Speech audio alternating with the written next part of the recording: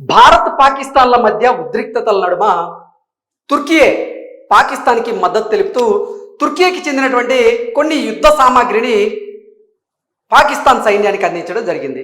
అది తెలిసి ఎంతోమంది ఇండియన్స్ అయితే ఇప్పుడు బాయ్కాట్ టర్కీ అనేటువంటి పేరుతో సోషల్ మీడియాలో ఒక విప్లవానికి అయితే వారు తెరలేపారు. అసలు తుర్కీయే చేసినటువంటి తప్పేంటనేది మనం ఒకసారి విశ్లేషణ చేసుకుంటే నిజంగా భారత్కి పాకిస్తాన్కి మధ్య తీవ్ర ఉద్రిక్తతల నడుమ తుర్కీకి చెందినటువంటి కొన్ని యుద్ధ నౌకల్ని వారు పాకిస్తాన్ సైన్యానికి ఇవ్వడం జరిగింది. దాంతోపాటుగా తుర్కీ తయారు చేసినటువంటి కొన్ని ఆత్మాహుతి డ్రోన్లను కూడా వారు పాకిస్తాన్కి ఇచ్చి పాకిస్తాన్ సైన్యంతో భారత్ మీద దాడులు చేయించేటువంటి ప్రయత్నం చేశారు.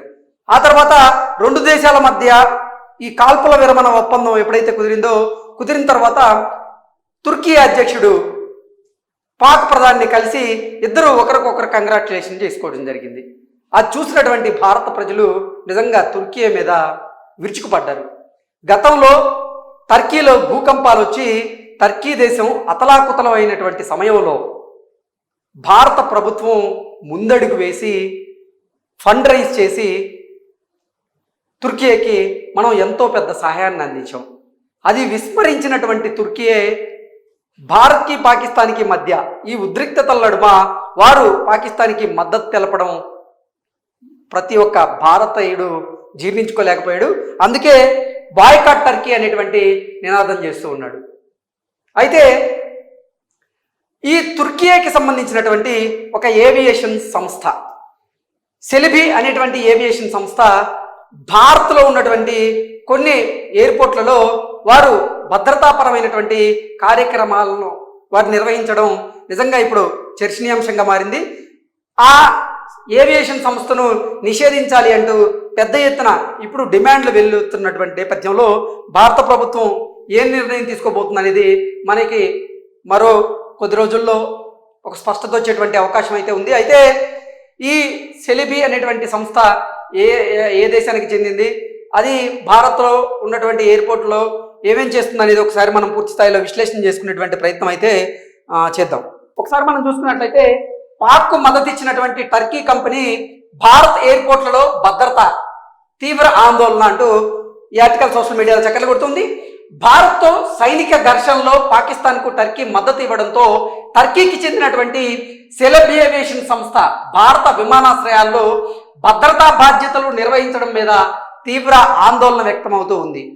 అసలు టర్కీకి చెందినటువంటి ఈ సెలబ్ అనేటువంటి ఈ ఏవియేషన్ సంస్థ భారత్లో ఉన్నటువంటి కొన్ని విమానాశ్రయాల్లో ఈ భద్రతాపరమైనటువంటి బాధ్యతలను వారు నిర్వర్తించడం మీద నిజంగా తీవ్ర ఆందోళన అయితే వ్యక్తమవుతూ ఉంది. ఆ సంస్థ ఢిల్లీ, ముంబై సహా దేశంలోని 8 ప్రధానమైనటువంటి విమానాశ్రయాల్లో గ్రౌండ్ హ్యాండ్లింగ్, కార్గో నిర్వహణ వంటివి కీలకమైనటువంటి సేవలను ఆ సెలబ్ అనేటువంటి సంస్థ అందిస్తూ ఉంది. టర్కీ మనకు నమ్మక ద్రోహం చేసిందని, అలాంటి దేశం వస్తువులను బాయ్కాట్ చేయాలనేటువంటి డిమాండ్ ఇప్పుడు ఊపందుకుంది. దీనిపైన కేంద్రం పునరాలోచన చేయాలంటూ కూడా పెద్ద ఎత్తున భారతీయులైతే కోరుకుంటూ ఉన్నారు. ఇక హైలైట్స్ చూసుకున్నట్టే భారత్పై దాడి కోసం పాకిస్తాన్కు డ్రోన్లు అందజేసినటువంటి టర్కీ, దేశంలోని 9 ప్రధాన నగరాల్లో సెలబ్ కంపెనీ సేవలు, ఆ సంస్థ విషయంలో పునరాలోచన చేయాలని భారతీయులు డిమాండ్. సెలబ్పై అనుమానాలు. భారత్తో జరిగినటువంటి సైనిక ఘర్షణలో పాకిస్తాన్కి మద్దతుగా నిలిచినటువంటి టర్కీపై భారతీయులు తీవ్రంగా మండిపడుతూ ఉన్నారు. దీనిపై బాయ్కాట్ టర్కీ అనేటువంటి నినాదం అయితే ఊపందుకుంది. అలాగే ఆపరేషన్ సింధూర్పై తప్పుడు ప్రచారం చేస్తున్నటువంటి ఆ దేశ మీడియాని మన వాళ్ళు ఎక్స్ వేదికగా ఎండగడుతూ ఉన్నారు. ఈ నేపథ్యంలోనే టర్కీకి చెందినటువంటి వై సంస్థ పలు భారత విమానాశ్రయాల్లో భద్రతాపరమైనటువంటి బాధ్యతలను నిర్వర్తించడంతో అనుమానాలు, ఆందోళనలు అయితే వ్యక్తమవుతూ ఉన్నాయి. ఢిల్లీ, ముంబై, చెన్నై సహా 8 ప్రధాన విమానాశ్రయాల్లో టర్కీకి చెందినటువంటి సెలబ్ ఏవియేషన్ అత్యున్నత భద్రతా బాధ్యతలు నిర్వహిస్తోందని, ఈ సంస్థ ఏడాదికి సుమారు 58,000 విమానాలను వారు నిర్వహిస్తున్నారు అన్నట్లుగా మనకైతే సమాచారం అందుతుంది. సెలబ్ ఏవియేషన్ గ్రౌండ్ హ్యాండ్లింగ్, అలాగే కార్గో నిర్వహణ, ఎయిర్ సైడ్ ఆపరేషన్ లాంటి పనులన్నీ కూడా సున్నితమైన భద్రతకు ప్రాధాన్యత ఉన్నవే. ఎందుకంటే అవి నేరుగా విమానాల పరిధిలో జరుగుతాయి కాబట్టి సెలెబ్ సిబ్బంది విమానాశ్రయాల భద్రతా ప్రాంతాల్లో పనిచేస్తూ విమానాలను నేరుగా సమీపిస్తూ ఉంటారు. అంతర్జాతీయ ప్రయాణాలకు చెందినటువంటి బ్యాగేజ్, కార్గోను కూడా వీరే హ్యాండిల్ చేస్తూ ఉంటారు. అంటే నిజంగా పాకిస్తాన్కి మద్దతు ఇచ్చినటువంటి ఈ తుర్కీకి చెందినటువంటి ఈ సెలెబ్ అనేటువంటి ఏవియేషన్ కంపెనీ ఏదైతే ఉందో అది ఇండియాలో ఉన్నటువంటి కొన్ని ఎయిర్పోర్ట్లలో అక్కడ కార్గో సేవలు, అలాగే అక్కడ భద్రతాపరమైనటువంటి అంశాల్లో కూడా వారు కీలక పాత్ర పోషించడం మీద పలు అనుమానాలు అయితే వ్యక్తమవుతూ ఉన్నాయి. వారు అంతర్జాతీయ అలాగే జాతీయ విమానాలు ఏవైతే ఉన్నాయో వాటికి కార్గోను ఎక్కించడంలో కూడా పనిచేస్తూ ఉంటారు, విమానాలకు అతి దగ్గరగా వెళ్తూ ఉంటారు.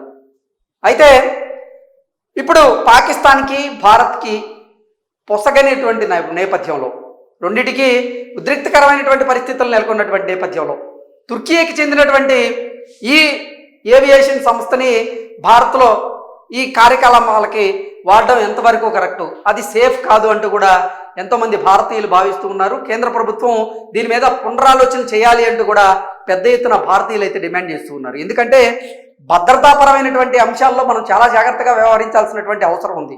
పాకిస్తాన్లో ఉన్నటువంటి ఉగ్రవాద శిబిరాల మీద, పిఓకేలో ఉన్నటువంటి ఉగ్రవాద శిబిరాల మీద భారత సైన్యం మెరుపుదాడులు చేసింది. ఆ తర్వాత ఆపరేషన్ సింధూర్కు ప్రతీకారంగా పాక్ సైన్యం కూడా భారత్లోని కొన్ని భూభాగాల మీద వారు కుట్రపూరితమైనటువంటి దాడులు చేసేందుకు ప్రయత్నం చేశారు. వాటిని మన భారత సైన్యం అలాగే భారత గగనతల రక్షణ వ్యవస్థ అయినటువంటి S-400 తిప్పికొట్టింది.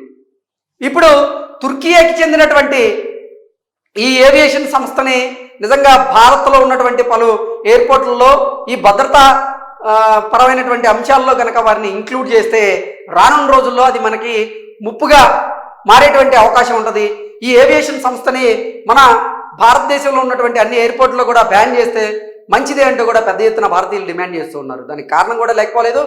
కార్గో వంటి ఈ సేవలు ఏవైతే ఉన్నాయో ఆ సేవలతో పాటుగా వీరు హ్యాండ్లింగ్ అంటే గ్రౌండ్ హ్యాండ్లింగ్ ఏదైతే ఉంటుందో ఆ గ్రౌండ్ హ్యాండ్లింగ్ యాక్టివిటీస్ కూడా ఈ ఏవియేషన్ సంస్థ చూస్తూ ఉంటుంది.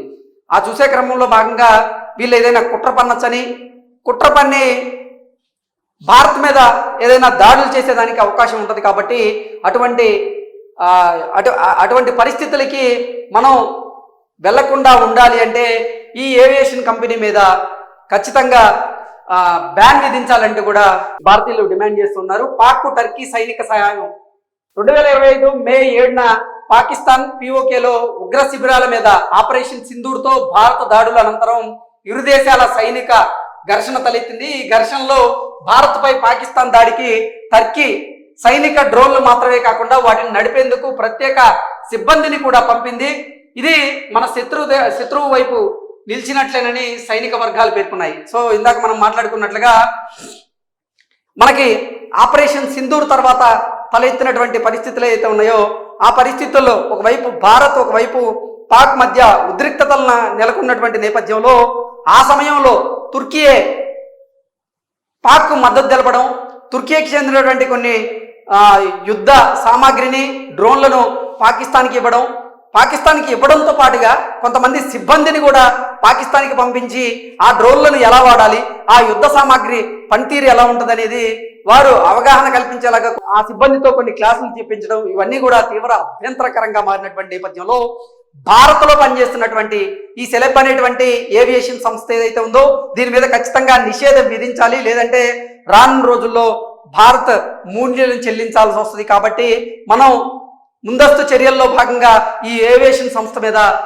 ఖచ్చితంగా చర్యలు తీసుకోండి అంటూ కూడా భారతీయులు అయితే పెద్ద ఎత్తున డిమాండ్ చేస్తూ ఉన్నారు. కేంద్ర ప్రభుత్వం దీని మీద ఎటువంటి స్పందన ఉంటుంది అనేది మనకి కొన్ని రోజులు ఆగితే కానీ ఒక స్పష్టత వచ్చేటువంటి అవకాశం అయితే లేదు.